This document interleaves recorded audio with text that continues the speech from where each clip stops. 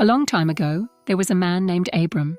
He lived in a busy city called with his wife Sarai, his family, and lots of people. Abram had many animals like sheep, goats, and camels. Life was good, and he had everything he needed. But one day, God spoke to Abram. He said, "Abram, leave your home, your family, and everything you know. Go to a land I will show you. I will bless you, make you into a great nation, and your name will be famous. I will bless those who bless you, and curse those who hurt you. Through you, the whole world will be blessed." That was a big thing to ask. Abram didn't know where God would send him. There were no maps, no phones, and no cars, only faith and trust in God. But Abram trusted God completely. He didn't argue. He didn't say, "Maybe later." He didn't even ask, "Where are we going?" Abram obeyed right away. He packed up his tents, gathered his animals, and told his wife Sarai, "We're going on a journey." His nephew Lot also came with them. They traveled across hot deserts and tall hills, following wherever God led them. Every night, they would set up tents and rest under the stars. Abram believed that God would take care of them. When Abram reached a place called Canaan, God spoke again. God said, "Look around you, Abram. This land will belong to you and your children forever." Even though Abram and Sarai didn't have any children yet, Abram still believed God's promise. Abram built an altar right there and worshipped God, thanking him for his blessings. Then Abram and his family continued their journey, following God's voice every step of the way. Abram, his wife Sarai, and his nephew Lot were traveling through a land called Canaan. God blessed Abram so much that he had many animals, sheep, goats, donkeys, and camels. Lot also had lots of animals and workers too. After some time, there were just too many animals and people for them to live all together in one place. The shepherds of Abram and the shepherds of Lot began to argue over grass and water. But Abram didn't want any fighting. He was kind and wise. He said to Lot, "Let's not argue. We're family. There's plenty of land around us. Let's separate peacefully." Then Abram let Lot choose first. Lot looked around and saw the beautiful green land near the Jordan River. It had lots of water and grass, perfect for his animals, so Lot chose that land and moved his tents near the city of Sodom. Abram stayed in the land of Canaan, just as God had promised. After Lot left, God spoke to Abram again. God told him to look in every direction, north, south, east, and west. "All the land you see, I will give to you and your family forever," God said. "Your family will grow as many as the dust on the ground." Abram moved to a place called Hebron. He built an altar there and worshipped God, just like he always did. One day, in the land where Abram and his nephew Lot lived, a war broke out between several kings. These kings and their armies fought each other, and sadly, the city where Lot lived, called Sodom, was attacked. The bad kings took everything, the food, the treasures, and even the people, including Lot and his family. When Abram heard the news, he didn't sit still. He was very brave and loved his nephew Lot. Even though Abram wasn't a king or a soldier, he gathered his 318 trained men who lived in his household and went on a rescue mission. Abram and his men traveled a long way, following the enemy kings.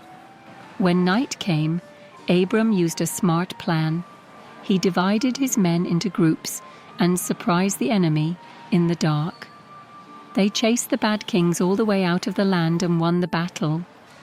Best of all, Abram brought Lot back home, safe and sound. He also rescued all the other people and got back everything that had been stolen: food, gold, animals, and more.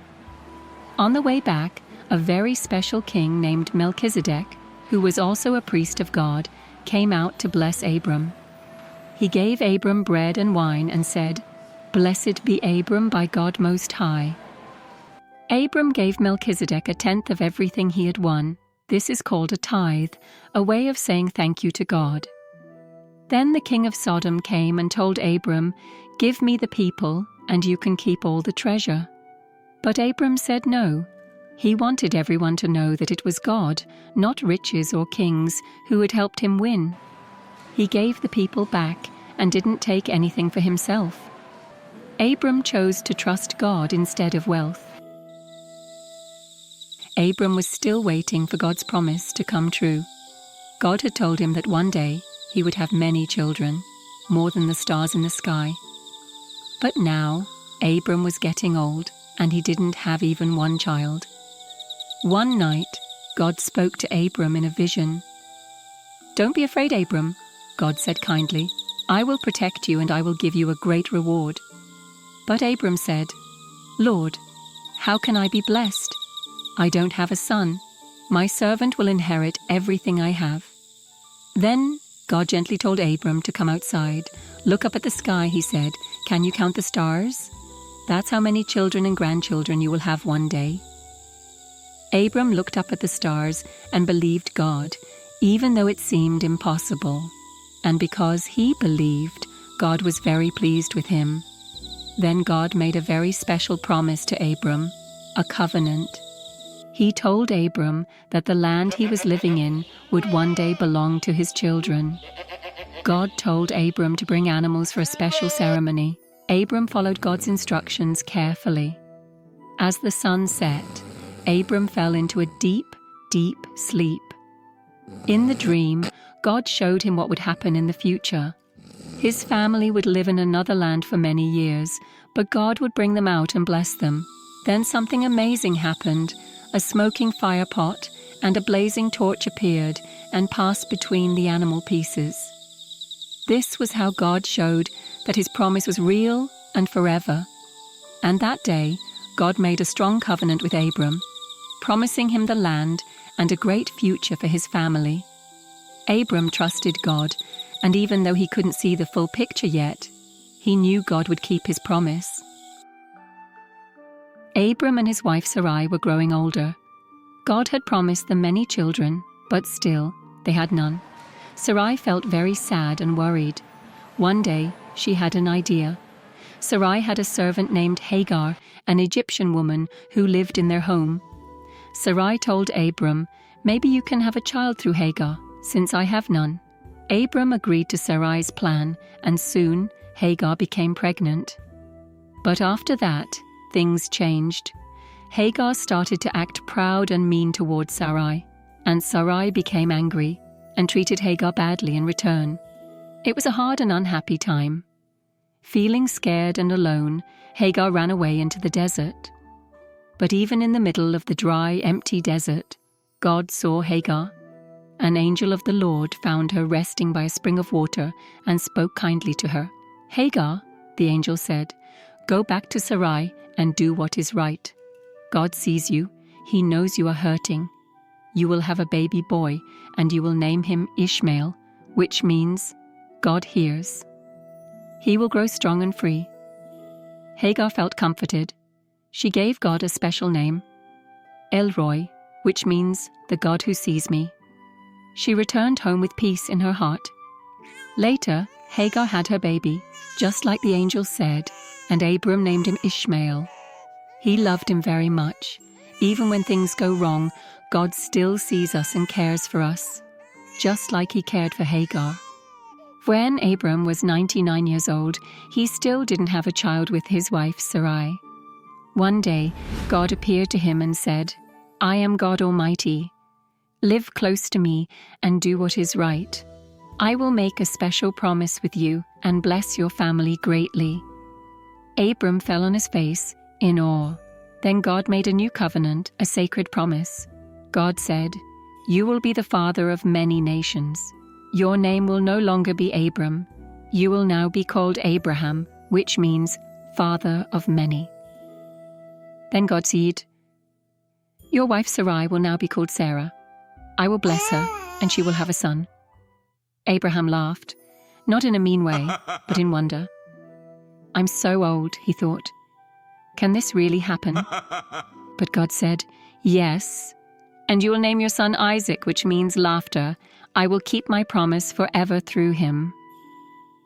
God also told Abraham that everyone in his family and household must be marked with a special sign to show they belong to God's covenant. Abraham obeyed, trusting God's word completely. One hot day, Abraham was sitting near his tent under a big tree.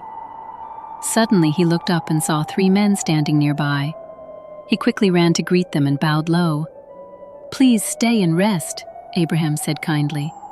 "Let me bring you water and food." The 3 visitors agreed. So Abraham rushed into his tent. "Sarah," he called, "quick, bake some fresh bread." Abraham also told his servant to prepare a good meal, meat, bread, and milk, and served it to the visitors under the tree. As they ate, one of them asked, "Where is your wife Sarah?" "In the tent," Abraham replied. Then came a big surprise. "Next year Sarah will have a son," the visitor said. Sarah heard this from inside the tent, and she laughed. "I'm too old to have a baby," she thought. But the visitor said, "Why did Sarah laugh? Is anything too hard for the Lord?" Sarah was surprised and a little shy. But God had made a promise, and God always keeps his promises. After the meal, the 3 visitors got up to leave. Abraham walked with them a little way. It was a visit he would never forget, because it was a message straight from God. One evening, 2 angels came to the city of Sodom, where Lot lived. Lot was sitting near the city gate and saw them coming. He stood up and bowed. "Come, stay at my house," Lot said kindly. At first the visitors said, "No, we'll sleep outside." But Lot insisted, and they finally agreed. That night Lot gave them a meal, and they rested. But the people of Sodom were very wicked. They came to Lot's house and shouted, wanting to hurt the visitors. Lot begged them to stop, but the crowd wouldn't listen. Then the angels pulled Lot inside the house and shut the door. They made the bad people outside go blind so they couldn't find the door anymore. The angels told Lot, "God is going to destroy this city. Take your family and leave now." Lot warned his sons-in-law, but they thought he was joking. The next morning, the angels grabbed Lot, his wife, and his 2 daughters by the hand and led them out of the city. "Run," they said. "Don't look back." As the family ran away, God sent fire and burning sulfur from the sky. It rained down on Sodom and Gomorrah and destroyed everything. But Lot's wife looked back at the burning city, even though she was told not to, and she turned into a pillar of salt. Lot and his daughters kept going until they reached a safe place in the mountains. Lot and his daughters stayed in a quiet cave in the hills. God had rescued them, just like he promised. After the cities of Sodom and Gomorrah were destroyed, Lot and his 2 daughters left the town of Zoar and moved into the mountains. They found a quiet cave to live in, far away from everything and everyone. The girls missed their mother and their old life, but they were thankful that God had saved them. Lot was very quiet now. He didn't smile much, and he was afraid to live near other people. The daughters make a sad choice. Lot's daughters were worried. They thought they would never find husbands or have children. They said to each other, "We are the only ones left. Let's help our family grow again." But they made a wrong choice. Instead of trusting God's plan and waiting, they tried to fix things on their own. They gave their father wine and made him fall asleep. And when he didn't know what was happening, each daughter took a turn staying beside him. This made them both pregnant. Later, Lot's daughters each had a baby boy. The older daughter named her son Moab, and he became the father of the Moabite people. The younger daughter named her son Ben-Ami, and he became the father of the Ammonite people. Even though the daughters made a mistake, God still allowed their children to become nations, and later their descendants would appear again in the Bible in surprising ways. This story reminds us that we can always talk to God when we're confused or afraid, and He will guide us the right way.